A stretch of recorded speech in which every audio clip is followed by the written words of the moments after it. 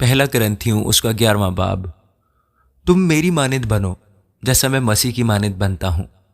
میں تمہاری تعریف کرتا ہوں کہ تم ہر بات میں مجھے یاد رکھتے ہو، اور جس طرح میں نے تمہیں روایتیں پہنچا دی تم اسی طرح ان کو برقرار رکھتے ہو۔ بس میں تمہیں آگاہ کرنا چاہتا ہوں کہ ہر مرد کا سر مسیح اور عورت کا سر مرد اور مسیح کا سر خدا ہے۔ جو مرد سر ڈھکے ہوئے دعا یا نبوت کرتا ہے وہ اپنے سر کو بے حرمت کرتا ہے، اور جو عورت بے سر ڈھکے دعا یا نبوت کرتی ہے وہ اپنے سر کو بے حرمت کرتی ہے، کیونکہ وہ سر منڈی کے برابر ہے۔ اگر عورت اوڑھنی نہ اوڑھے تو بال بھی کٹائے۔ اگر عورت کا بال کٹانا یا سر منڈانا شرم کی بات ہے تو اوڑھنی اوڑھے۔ البتہ مرد کو اپنا سر ڈھانکنا نہ چاہیے، کیونکہ وہ خدا کی صورت اور اس کا جلال ہے، مگر عورت مرد کا جلال ہے، اس لیے کہ مرد عورت سے نہیں بلکہ عورت مرد سے ہے، اور مرد عورت کے لیے نہیں بلکہ عورت مرد کے لیے پیدا ہوئی۔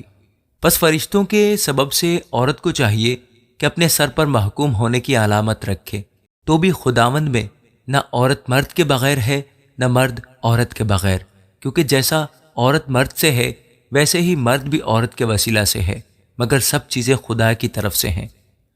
تم آپ ہی انصاف کرو، کیا عورت کا بے سر ڈھکے خدا سے دعا کرنا مناسب ہے؟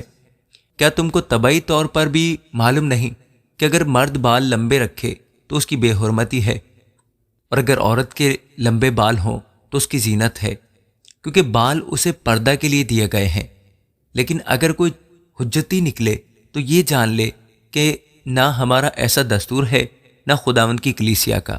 لیکن یہ حکم جو دیتا ہوں اس میں تمہاری تعریف نہیں کرتا، اس لیے کہ تمہارے جمع ہونے سے فائدہ نہیں بلکہ نقصان ہوتا ہے، کیونکہ اول تو میں یہ سنتا ہوں کہ جس وقت تمہاری کلیسیاں جمع ہوتی ہیں تو تم میں تفرقے ہوتے ہیں، اور میں اس کا کسی قدر یقین بھی کرتا ہوں، کیونکہ تم میں بدعتوں کا بھی ہونا ضرور ہے، تاکہ ظاہر ہو جائے کہ تم میں مقبول کون ہے۔ پس جب تم باہم جمع ہوتے ہو تو تمہارا وہ کھانا عشاء ربانی نہیں ہو سکتا، کیونکہ کھانے کے وقت ہر شخص دوسرے سے پہلے اپنا عشاء کھا لیتا ہے، اور کوئی تو بھوکا رہتا ہے اور کسی کو نشہ ہو جاتا ہے۔ کیوں؟ کھانے پینے کے لیے تمہارے گھر نہیں، یا خدا کی کلیسیا کو ناچیز جانتے اور جن کے پاس نہیں ان کو شرمندہ کرتے ہو؟ میں تم سے کیا کہوں؟ کیا اس بات میں تمہاری تعریف کروں؟ میں تعریف نہیں کرتا، کیونکہ یہ بات مجھے خداوند سے پہنچی اور میں نے تم کو بھی پہنچا دی کہ خداوند یسوع نے جس رات وہ پکڑوایا گیا روٹی لی اور شکر کر کے توڑی اور کہا، یہ میرا بدن ہے جو تمہارے لیے ہے، میری یادگاری کے واسطے یہی کیا کرو۔ اسی طرح اس نے کھانے کے بعد پیالہ بھی لیا اور کہا، یہ پیالہ میرے خون میں نیا عہد ہے، جب کبھی پیو میری یادگاری کے لیے یہی کیا کرو۔ کیونکہ جب کبھی تم یہ روٹی کھاتے اور اس پیالے میں سے پیتے ہو تو خداوند کی موت کا اظہار کرتے ہو جب تک وہ نہ آئے۔ اس واسطے جو کوئی نامناسب طور پر خداوند کی روٹی کھائے یا اس کے پیالے میں سے پیے وہ خداوند کے بدن اور خون کے بارے میں قصوروار ہوگا۔ پس آدمی اپنے آپ کو آزما لے، اسی طرح اس روٹی میں سے کھائے اور اس پیالے میں سے پیے، کیونکہ جو کھاتے پیتے وقت خداوند کے بدن کو نہ پہچانے وہ اس کھانے پینے سے سزا پائے گا۔ اسی سبب سے تم میں بہتیرے کمزور اور بیمار ہیں اور بہت سے سو بھی گئے۔ اگر ہم اپنے آپ کو جانچتے تو سزا نہ پاتے، لیکن خداوند ہم کو سزا دے کر تربیت کرتا ہے تاکہ ہم دنیا کے ساتھ مجرم نہ ٹھہریں۔ پس اے میرے بھائیو، جب تم کھانے کے لیے جمع ہو تو ایک دوسرے کی راہ دیکھو۔ اگر کوئی بھوکا ہو تو اپنے گھر میں کھا لے، تاکہ تمہارا جمع ہونا سزا کا باعث نہ ہو، اور باقی باتوں کو میں آ کر درست کروں گا۔ آمین۔ پہلا کرنتھیوں اس کا 12واں باب۔ اے بھائیو، میں نہیں چاہتا کہ تم روحانی نعمتوں کے بارے میں بے خبر رہو۔ تم جانتے ہو کہ جب تم غیر قوم تھے تو گونگے بتوں کے پیچھے جس طرح کوئی تم کو لے جاتا تھا اسی طرح جاتے تھے۔ پس میں تمہیں جتاتا ہوں کہ جو کوئی خدا کی روح کی ہدایت سے بولتا ہے وہ نہیں کہتا کہ یسوع ملعون ہے، اور نہ کوئی روح القدس کے بغیر کہہ سکتا ہے کہ یسوع خداوند ہے۔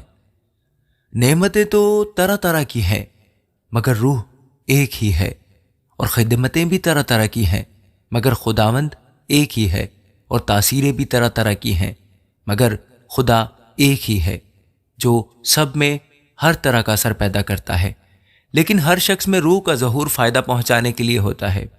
کیونکہ ایک کو روح کے وسیلے سے حکمت کا کلام عنایت ہوتا ہے اور دوسرے کو اسی روح کی مرضی کے موافق علمیت کا کلام، کسی کو اسی روح سے ایمان اور کسی کو اسی ایک روح سے شفا دینے کی توفیق، کسی کو معجزوں کی قدرت، کسی کو نبوت، کسی کو روحوں کا امتیاز، کسی کو طرح طرح کی زبانیں، کسی کو زبانوں کا ترجمہ کرنا، لیکن یہ سب تاثیریں وہی ایک روح کرتا ہے اور جس کو جو چاہتا ہے بانٹتا ہے۔